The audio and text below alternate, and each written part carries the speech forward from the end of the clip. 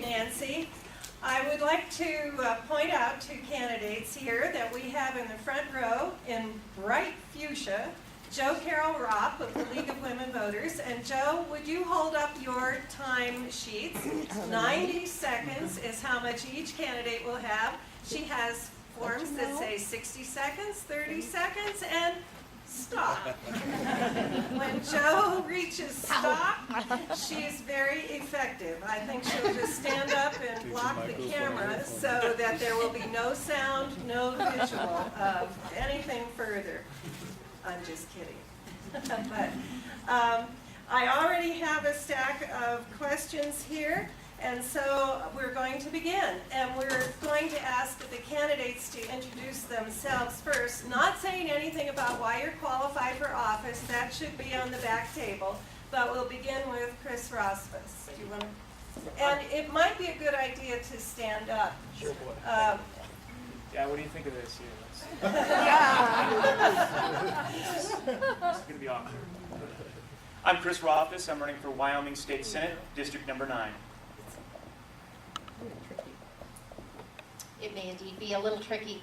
My name is Jody Guerin. I'm also running for Senate District 9. And I'm Rita Meyer, Republican, running for governor.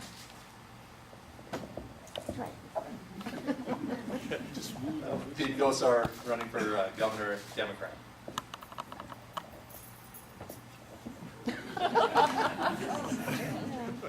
This is a bit tricky. I'm Matt Mead, Republican, running for governor. Leslie Peterson, Democrat, running for governor. I'm Tom Euban, and I'm running for governor as a Republican. Thank you, candidates, and we do appreciate your being here. We're going to begin with the first question for the Wyoming State Senate, and this has to do with wind energy. Albany County has considerable wind resources, and this leads to the question, should we be aggressively pursuing the development of wind as an energy source? We'll begin with Jody Guerin. Is it on? Okay. Yep. In terms of wind, Jody, you might want to stand up. Want me to stand? We have a I suppose. large group. The audience is deep and they can't see because I can't see you. My opinion on wind energy is that we should be pursuing it. We need to be thinking in terms, though, of strategically how we are going to get that energy out of the county and out of the state, frankly. And I think one of the things that I'm concerned about is that we establish corridors for wind energy transmission lines that make sense. I know there's a lot of concern amongst landowners who might have eminent domain issues in the future as they deal with transmission lines, and I think that's a fair concern. I know our local community, we have considered working on wind energy, and I think other communities are as well, to provide power for their communities. But yes, I believe wind energy is going to be a significant source of revenue. One concern I have, though, is how we consider taxation. I don't know the structure that ought to be in place at this point. I'll say that up front. I think we need to take a look at it from a business standpoint, make an evaluation of what the energy industry can bear, and then stay slightly below that, because we don't want to drive them out. Then again, at the same time, we need to generate enough revenue that we support our communities and our state. And I think we started off treating it as an impact. I think we went down the wrong path that way. But I do support wind energy.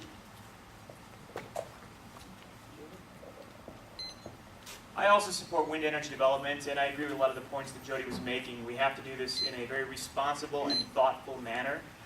We have to make sure that we are doing it and respecting the views, which isn't getting an awful lot of conversation and an awful lot of discussion, but realistically, when you're driving down the road and your view of a mountain range is blocked by a lot of wind turbines, that might not have been the best planning and purpose of where we're going to put those wind turbines.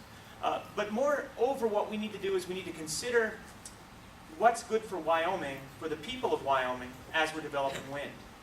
Because realistically, up until this last legislative session, the people of Wyoming haven't been getting a lot out of the wind power. This is largely West Coast corporations like PacifiCorp developing wind turbines that are built in other states, leasing property, we get a little bit out of the leases, from Wyoming, and then exporting the energy, assuming the grid power is available to export it, to other states. I didn't hear a lot about Wyoming people in there. And unless we're hearing a lot of good things coming for Wyoming people, it is not a beneficial industry for the people of Wyoming, for the state of Wyoming. So we need to be looking for ways to deal with that. And as Jody pointed out, looking at taxation and tax structures is one of the keys to this approach. We need to make sure that it benefits everybody. It's one of our natural resources, whether we like it or not. Wind is a Wyoming resource, you know. So we don't want to just export it for free. We want to get something out of it. And I believe that we need to pursue it, and pursue it aggressively, but we need to pursue it correctly. Thank you. I'm going to hand this to you. Thank you. Yes, the next question.